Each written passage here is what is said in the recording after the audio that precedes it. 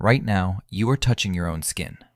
Your hands are resting somewhere on your body, and you feel almost nothing at all. Now reach down and try to tickle yourself. Your ribs, the soles of your feet, the back of your neck. Nothing happens. No squirm, no helpless laugh. No matter how hard you try, your own fingers fall completely flat. But you already know what happens when someone else does it. One wiggle of another person's fingers near your ribs, and you fold in half, gasping, swatting them away. It is the same body, the same nerves, the exact same patch of skin. So why does it only work when the hand belongs to somebody else? Hold on to that question, because the answer is not really about tickling at all. It is about something much stranger and much deeper. It is about where you end and where the rest of the world begins. Let's start with something most people never notice. There is not one kind of tickle. There are two. More than 100 years ago, two psychologists named G. Stanley Hall and Arthur Allen sat down and tried to take this silly little sensation seriously, and they split it cleanly in half. The first kind is light and feathery and faintly annoying. A strand of hair drifting across your arm, an insect you cannot see. They called it nismesis. The second kind is the big one. Fingers digging into your ribs, the breathless laughter, the desperate need to escape. They called that gargalesis. And here is the first clue. Nismesis, the light kind, you can sometimes do to yourself. Brush your own forearm, and you might get a faint shiver. But gargalesis, the laughing kind, the one that takes over your whole body, that one almost always needs another person. You cannot give it to yourself. Why would your body lock one type of touch behind a door that only opens for someone else? For a long time, nobody had a real answer. People guessed. Maybe it was about surprise. Maybe it was about trust. These were nice ideas, but they were just stories. Then, at University College London, a young neuroscientist named Sarah-Jayne Blakemore decided to stop guessing and actually test it, working alongside Daniel Wolpert and Chris Frith. To understand what they found, you have to throw out an old idea about your own brain. You probably imagine your brain as something that sits quietly and waits. The world pokes it, and it reacts. Touch comes in, the brain notices. Simple. But that is not how it works. Your brain is not a passive receiver. It is a prediction machine, running constantly, guessing the future a fraction of a second before it arrives. Think about what happens every time you move. The moment your brain sends the command to lift your hand, it also sends a quiet copy of that command to another region, a structure tucked at the back of your skull called the cerebellum. And the cerebellum does something remarkable. It builds a forecast. It says, in effect, if the hand moves like this, then here is exactly what it should feel like when it lands. Scientists call this a forward model. It is a private prediction of your own sensations, made before those sensations even exist. And then the real touch arrives. If it matches the forecast perfectly, your brain does something you would never expect. It turns the volume down. It quietly cancels the sensation. It says, calmly, "That was just you. Nothing to see here. Carry on."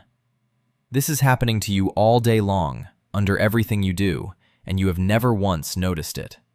You do not feel your tongue resting in your mouth. You do not feel your clothes against your skin until this exact sentence makes you feel them. Your brain is endlessly editing out the predictable, so that the surprising can stand out. And tickling is the one moment where you can catch that editing machine red-handed. You can feel the same trick everywhere, once you know it is there. Your own footsteps never startle you, but a sound behind you can. You cannot surprise yourself with a loud clap, no matter how suddenly you do it, because the bang was scheduled before it ever happened. Try to scare yourself in a mirror, and you will fail every time. The world can ambush you. You cannot. And the reason is always the same quiet forecaster running in the dark, deciding in advance what counts as you. Tickling is simply the most ticklish proof of it. Have you ever wondered why the anticipation of a tickle, the hand hovering, The threat of it can already make you laugh before a single finger lands? That is the forecast working in the other direction. Your brain is predicting a touch it cannot fully control and bracing for it. Here is what is really going on when you fail to tickle yourself.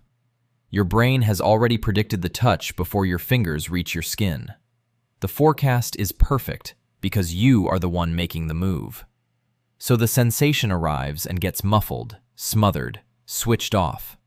There is nothing left to react to, but when someone else's hand comes for your ribs, there is no forecast. Your brain did not send that command. The touch is unpredictable, uncancelable, raw. It hits at full strength, and your body throws itself into that helpless, squirming response. So how do you prove a thing like that? You cannot see a prediction. This is where Blakemore's team did something genuinely clever. They built a machine. Picture a small robot sitting between your two hands. With one hand, you move a lever, and the robot carries a soft piece of foam across the palm of your other hand. Technically, you are still tickling yourself. You are the one moving. But now the experimenters have slipped a machine into the gap, and that machine gives them a dial they can turn. First, they let the touch happen instantly, the moment you moved. And just as expected, it felt like nothing. Your prediction caught it. Then they started adding a delay, 1/10 of a second, 2/10. They twisted the direction so your hand moved one way and the foam moved another. And watch what happened to the feeling. The bigger the delay, the more ticklish it became. The more your movement and the touch drifted apart, the more your own hand started to feel like a stranger's. They had found the exact dial. Ticklishness, it turns out, is simply the gap between what your brain predicted and what actually happened. Now step back and ask the bigger question. Why would evolution bother building any of this? Why be ticklish at all? Look at where you are most ticklish. The ribs, the throat, the armpits, the soft, vulnerable inside of the feet. Now notice something uncomfortable. Those are the exact places you would instinctively shield in a fight. The soft targets, the spots where the body is least protected. Some researchers think ticklishness is a kind of ancient alarm system, a reflex wired into your most fragile places to make you flinch and twist away from sudden contact you did not expect. The body protecting itself, dressed up as a giggle. But that still leaves the strangest part, the laughter. Why on earth do we laugh? An alarm system does not need a punchline. Charles Darwin wondered about this himself, and he noticed that tickling only produces laughter under very particular conditions. It has to be unpredictable, and you have to be in the right mood, relaxed, safe, with someone you trust. A stranger doing it in a dark alley produces terror, not joy. The same touch, the same nerves, a completely different response, decided entirely by who is doing it and whether you feel safe. The neuroscientist Jaak Panksepp pushed this even further, and he did it with rats. He discovered that when you tickle a young rat, it makes a high-pitched chirping sound, far above what human ears can normally hear. He argued, controversially, that this was laughter. The rats sought it out. They would chase his hand for more. Tickling, it seems, is one of the oldest games mammals play, a safe rehearsal for rough and tumble, a way that young creatures learn touch and trust and the edges of play fighting, long before our species ever existed. And it is genuinely a social thing, not just a reflex. A psychologist named Christine Harris tested this directly. She had people tickled, and then she had them believe a machine was doing the tickling instead of a person. If tickle laughter were real, social, contagious laughter, the machine should feel different, less funny. But the laughter came just the same, which suggests the giggle is not really humor at all. It may be a hardwired reflex that hijacks the same muscles we use to laugh. an ancient response wearing the mask of a joke. Now we come to the part that should genuinely stop you. Because that prediction system, the quiet forecaster that cancels your own touch, is doing something far larger than protecting you from yourself. It is one of the deepest tricks your brain uses to build the feeling of being you. Think about what that system actually does. Every waking second, it sorts the world into two bins. This was caused by me. This was caused by something else. It is the reason you know your hand is moving, and not the world moving your hand. It is the reason your own voice in your head does not sound like an intruder.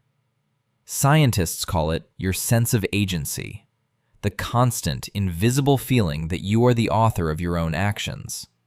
You never think about it, because it never fails. Except sometimes it does. And we know this because of what happens when it breaks. Sarah-Jayne Blakemore and her colleagues went on to study people living with schizophrenia, especially those who feel their own movements are being controlled by outside forces, that their thoughts and actions belong to someone else. And they found something extraordinary. Some of these people can tickle themselves. The forecast that should cancel their own touch is not firing properly. The boundary blurs. And when the prediction fails, the most intimate thing in the world, your own hand on your own skin, can feel as though it belongs to a stranger. Sit with that for a moment. The reason you cannot tickle yourself is the very same machinery that tells you that you are you. That tiny, silly failure, the flat nothing you feel when your own fingers poke your ribs, is your brain quietly proving, moment after moment, that it knows precisely where you stop and the world begins. It is drawing a line around you, thousands of times a day, and you never feel the pen. So go ahead, try one more time, right now. Reach down and try to tickle yourself, and feel that familiar nothing, because right now, you are touching your own skin. And now you finally know why you cannot feel it the way the whole rest of the world can.